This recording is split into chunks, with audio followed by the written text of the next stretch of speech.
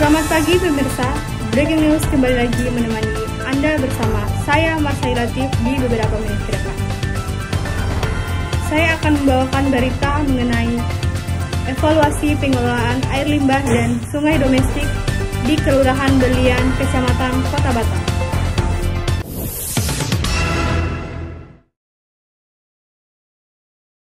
Seperti pada umumnya yang terjadi di kota-kota lainnya di Indonesia, masalah air limbah dan sanitasi di Kota Batam belum mendapat perhatian yang cukup memadai dari pemerintah kota.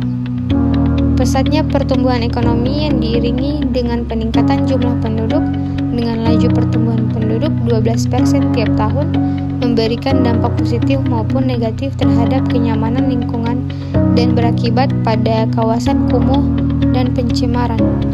Ditambah dengan karakteristik Kota Batam yang merupakan daerah dengan struktur tanah bauksit menyebabkan air limbah yang dibuang oleh warga Batam ke drainase tidak dapat terurai dan terresap oleh tanah, sehingga akan menambah beban pencemaran air pada waduk. Pengelolaan air limbah domestik merupakan salah satu indikator pencapaian pembangunan berkelanjutan Desa Belian di Kota Batam. Perlu dievaluasi karena berpotensi mengganggu kondisi lingkungan. Tujuan dari penelitian ini adalah untuk mengetahui kondisi terkini dan memberikan rekomendasi solusi pengelolaan air di Kelurahan Belian di Kota Batam. Pembuangan air limbah secara langsung tanpa adanya pengelolaan terlebih dahulu akan mempengaruhi kualitas sumber alami masyarakat. Kondisi pengelolaan air limbah domestik yang ada di lingkungan saat ini tidak mengikuti pengelolaan air limbah domestik Kota Batam. Kebijakan pengelolaan air limbah domestik Kota Batam menggunakan sistem pengelolaan lokal atau sistem sanitasi dosite, yaitu dengan menggunakan antiseptik di setiap rumah yang dilengkapi dengan 4 resapan. Mahalnya harga tanah dan jenis tanah di Kota Batam dan sulit menyerap air membuat pengembang menyediakan kafling rumah yang sangat terbatas. Hal inilah yang menjadi salah satu penyebab septic tank di Kota Batam tidak dilengkapi dengan resapan.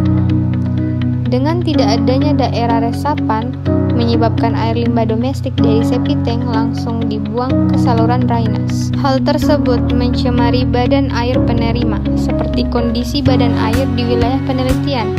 Akibat keadaan badan air penerima tampak keruh dan hitam. Hal ini menjadi masalah yang signifikan di kota-kota besar lainnya yang memiliki kepadatan penduduk tinggi. Oleh karena itu, untuk mencegah terjadinya pencemaran, perlu adanya pengelolaan air limbah domestik. Banjir juga kerap terjadi di beberapa kawasan pemukiman yang padat penduduk. Hal ini bisa terjadi karena tingginya intensitas hujan. Kawasan tersebut juga merupakan kawasan padat penduduk. Banjir ini juga sering terjadi pada setiap tahunnya, namun permasalahan ini masih belum bisa diatasi.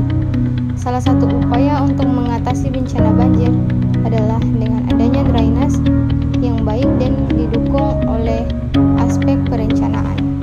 Sistem drainase adalah jaringan infrastruktur yang berfungsi untuk mengatur dan mengendalikan aliran air di suatu lingkungan. Sistem drainase terdiri dari saluran-saluran yang berfungsi untuk menyalurkan kelebihan air dari suatu kawasan seperti perumahan, perkotaan, dan jalan. Sistem drainase memiliki peran penting untuk menghindari terjadinya genangan air di permukaan. Beberapa fungsi sistem drainase diantaranya yaitu mengalirkan air menggenang yang mengganggu pengguna jalan ketika berkendara, mengurangi genangan air atau banjir pada area tertentu, dan mengalirkan air ke area badan air terdekat. Ada 2 jenis drainase, yaitu drainase alami dan drainase buatan. Drainase alami terbentuk karena proses alam seperti aliran sungai.